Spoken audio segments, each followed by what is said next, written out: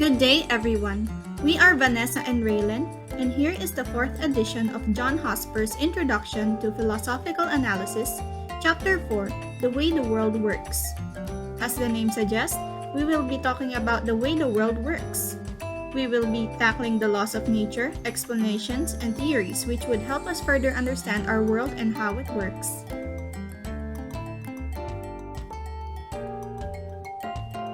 But first, let's talk about regularities. So what are regularities ba? So according to the 4th edition of John Hospers' Introduction to Philosophical Analysis, Chapter 4, The Way the World Works, regularities are what is universally considered to be normal, or as the term itself suggests, regular. This is the universally accepted pattern or way things work. Examples of regularities are chicken laying eggs, but cows don't, and how fish can breathe underwater and humans don't. These regularities may not be absolutely true, for sometimes irregularities occur. For example, it is known that all mammals give birth to their young. An irregularity in this statement is the platypus. Though the duck-billed platypus is categorized under mammals, for female platypi possess mammary glands that produce milk to feed their young, they do not give birth to fully formed youngs, but instead lay eggs similar to avians, reptiles, and other egg-laying creatures. In addition to that, some regularities are also invariable. For example, it is universal knowledge that staying away from someone with a cold could help protect you from catching it, but you could never be 100% protected from catching a cold anyways. Or maybe interacting with someone with a cold may not even affect you at all. Now let us talk about laws of nature. Ano nga ba ang laws of nature? It is stated that laws of nature are not laws that are made to be followed or obeyed. They are not imperative to do this and don't do that. These are laws which explain how things work or a description of how nature works. An example of a law of nature is John Kepler's law of planetary motion, which describes how planets move. Now let us tackle its difference with the laws of society. Laws of nature are simply descriptions of how the nature works, while on the other hand, the laws of society are laws made to be followed or obeyed. An example of this case is Newton's law of gravity. It is not something you could disobey. You cannot choose to disobey this law because it is the law of nature, not a man-made law. While laws like RA 154 or the law mandating the use of motorcycle safety gear is something you can choose to obey. Next is that laws of nature are discovered, while laws of society are made. That is why they are also called man-made laws. Going back to our previous example, Isaac Newton did not create the law of gravity, but merely observed and described it, while the RA 154 is made by a governing body to ensure the safety of motorists. Lastly, the laws of society vary depending on your location, while laws of nature cannot be changed. For example, in the Philippines, the legal age of drinking starts at 18, while in countries like the USA, it starts at the age 21. But laws of nature such as the law of gravity cannot be adjusted. And that is it for the laws of nature. Next, let us tackle the explanations. It says that the scientific knowledge that humans know help us to explain or understand how the universe works. In addition, it does not always answer the question of why, as all of us know. There are times that we just need to clarify things that we don't understand. In addition, we just need to know how we do certain activities. Example of this is when you are asking for an explanation for your favorite recipe. The person will not explain about the favorite recipe itself. Instead, the person will explain how to cook your favorite recipe. Another example is one of the most common questions that we ask in our everyday lives, and that is to explain what we are doing as of the moment. In addition, I want to emphasize this statement that will also connect to the last part. According to Hospers, page 105, if the theory is true, certain observable consequences will occur. Certain observable consequences will occur. Certain observable consequences do occur. Therefore, the theory is true. The third one is the theory. Theories are ideas, arguments, or proposals that are never proven or conclusively established and are likely to be revised through further investigation. The observable facts never prove a theory. At most, they only confirm it to some degree or other. However, theories may be used to explain observable facts. There are also false explanations, such as how a god's wrath causes natural disasters, but there is no evidence by which we can confirm this theory, thus it is likely improbable. To confirm a statement is to render its probability to a degree. For example, I could say that every Filipino eats adobo. I could strengthen this statement by asking Filipinos if they eat adobo.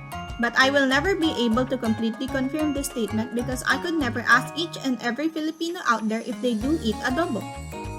It could take multiple observations to verify a statement, but it would only take one example to render it false. But a single observation is not always sufficient to disprove a scientific theory. Scientists would hold on to a theory if it is already well confirmed. Laws and theories are often assumed to contain ceteris paribus clauses, which means if something turns up, that's not equal. This may refute to the current prediction, but leaves the theory untouched. Scientific theories require a lot of empirical evidence to build them up and even more to knock them down. A law or theory becomes accepted because of the large amount of evidence it already has, and once we became accustomed to the theory, it would take a lot of this confirmation before we abandon it. Now let us take a look at the theory in astronomy.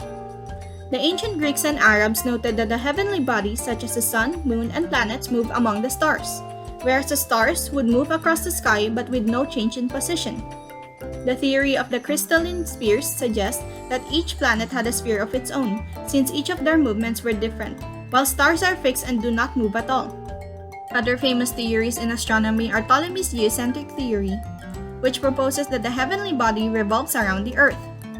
Using this theory, people were able to predict eclipses and track the planets' motions, even predicting their future locations. This theory has long been disproven through the advancement of scientific tools such as Galileo's telescope. On the other hand, Copernicus' heliocentric theory opposes Ptolemy and claims that the heavenly bodies revolve around the sun. But even with a telescope, we cannot see the planets revolving around the sun ourselves. What we see are planets at various successive places in the sky. We can only infer that the planets revolve around the sun. And since we cannot see the revolution of the planets around the sun, it remains a theory, a highly confirmed one. And that is it for the theory in astronomy. Now for the next part, let us call on my partner. Thank you, Vanessa. So let's move forward to the theory in geology, which includes the data from both astronomy and biology, as they are both branches of science. For this theory, the fossilized remains of reptiles, that also includes dinosaurs, have been dug up for about more than 100 years in different places on our planet. So based on several methods in determining the age of rocks, these reptiles flourished for about 100 million years until they disappeared instantly on the Earth 65 million years ago. Biologists and paleontologists were discovering why it happened and what is the science behind it. How is this possible? This is where iridium was discovered. In a specific layer of Earth's surface, there is a presence of iridium and it is a heavy. It would tend to sink while the Earth was still molten, or it may have been spat out due to volcanic activity. Perhaps it collided with an asteroid or a comet and crashed the Earth. But it is still in study for what is theoretically correct. The extinctions of dinosaurs showed a recurring pattern wherein there is a continuous long duration of evolution and will disappear in a short amount of time. These recurring cycles happen for 26 million years. What is the explanation for this? Perhaps the reason is as follows. First is that the extraterrestrial solar flares or supernova were behind it. However, each of these hypotheses was just offered as a suggestion. The theory was turned down due to lack of proof. And its connection to the extinction of dinosaurs is through the presence of Oort clouds. The Oort cloud is a huge collection of comets located beyond the solar system's borders. When the Sun's unseen companion, according to astronomers, encounters the Oort cloud every 26 million years, it drags many of these comets with it, some of which are brought into the Earth's orbit by gravitational attraction. Through this, the dust from these collisions obstructs the sun's brightness. Plants and creatures that feed on them suffer as a result of the sun rays. Through this, the 26 million cycle has been affirmed by the biologists, but there is still a lack of evidence for it to be established as a law. Another thing, iridium, rocks, craters in the earth, as well as the meteorites that crash into the earth are all observable theories. We're speculating from current observations of gases in the earth and other phenomena to previous occurrences, such as massive meteorites striking the world, destroying vegetation, and eradicating dinosaurs and many other living species. For the theory in physics, physicists not only deal with atoms and electrons on a daily basis, but they also deal with much smaller things like quarks and leptons. Even with considerably expanded microscopic power, there is no guarantee that anyone will be able to notice them. When the scientists can explain the things they observe by means of other things they observe the things that are unobservable. This is what they did to the ultimate constituents of matter, since they believed that it exists. Through this, Lucretius' atomic theory was formed. It explains that all things here on Earth are composed of tiny particles that can be created nor destroyed.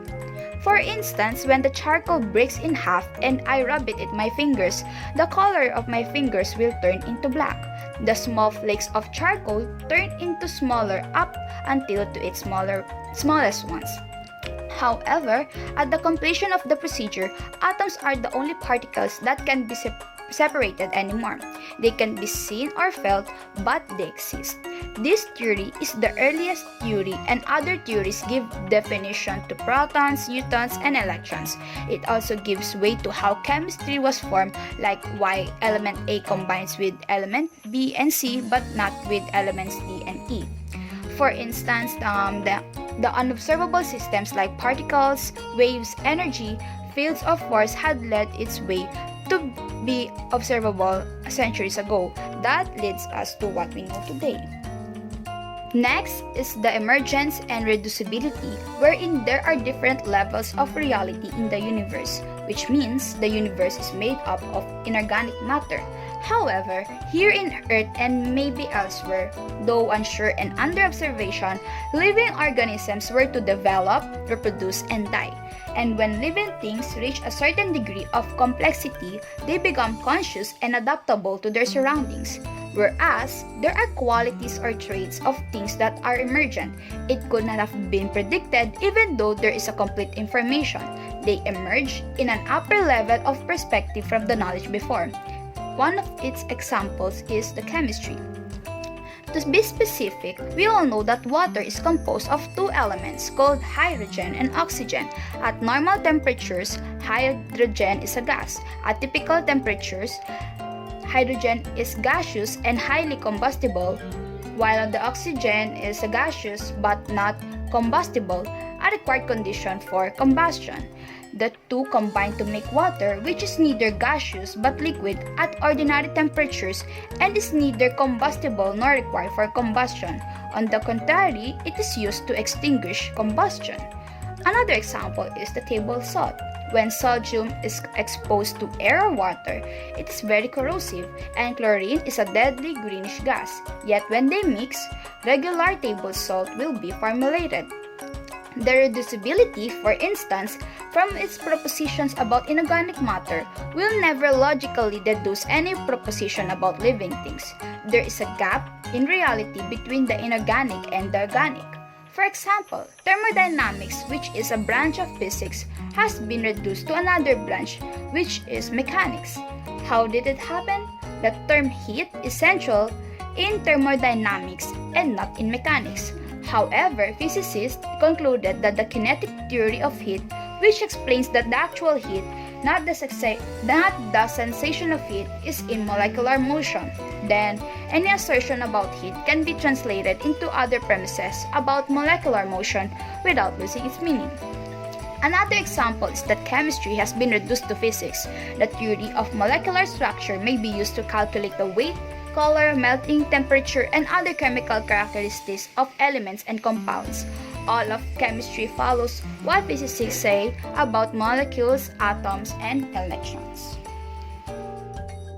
In biology, the explanation of the purpose of things is not needed since there is an evolutionary explanation of it. This includes Darwinian struggle for existence and the survival of the fittest. For instance, the Arctic fox isn't white because it needs to keep alive. However, in the Arctic, being white acts as a protective coloration. White animals blend in with the icy landscape. As a result, they are less likely to be preyed upon, allowing them to live and pass on their genes to their progeny.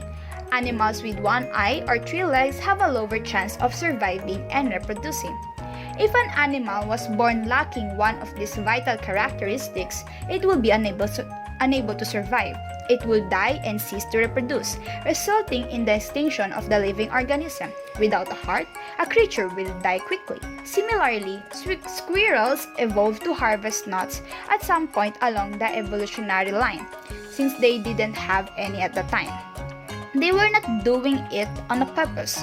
They were just genetically programmed to do so. Those who didn't harvest nuts become hungry over the winter and were unable to pass on their genes. And when the living organisms have been observed, scientists can describe its characteristics and behavior by means of evolutionary survival as a principle of explanation. Lastly, for the creation and evolution of living things, there is a comparison between the two. For the creation, it is said that life is created by the only creator, which is the God himself. There is no scientific explanation of how the world was created, since it was solely based on his superficial powers, and no one can predict what it is. It says that God created the world in just 7 days based on the Bible in the Genesis part. Lastly, God created all living things and also the universe, since they believe that God is the most powerful here in the universe.